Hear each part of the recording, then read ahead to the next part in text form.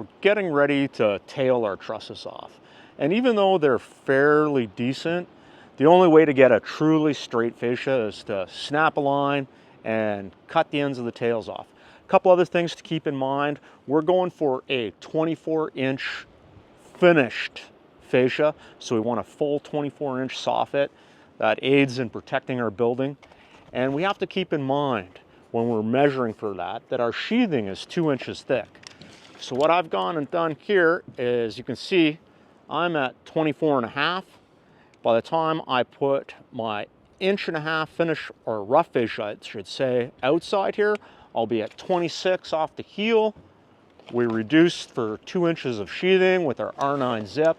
That takes this out and gives us a true 24-inch finish fascia. Now I have to keep in mind I'm going to have a different number here now that I'm on the other side, because we've already got part of our heels blocked in with R9 zip.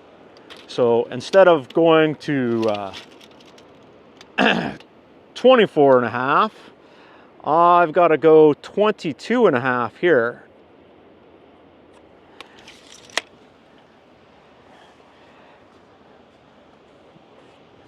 Do that.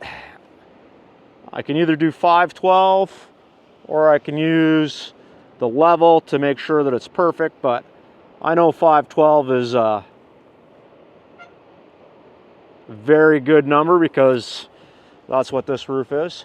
So I've got 5/12 marked, square that across the top, and we are ready to snap a line here.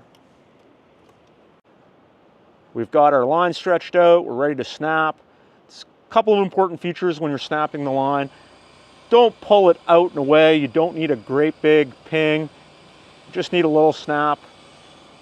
Perpendicular to the surface, you're more likely to get a straight line. Got a squeegee jig on 5/12. I put my square up. I line this edge of the blade up with the chalk line. So bring it right onto that chalk line. That's what I have to trim off. Now you don't have to use a square and a jig like this.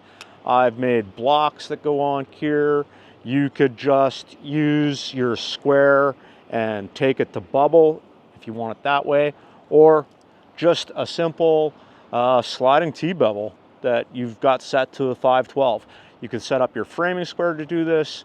There's 100 ways to set it up. This is just a convenient setup that I can keep in my pouch all the time.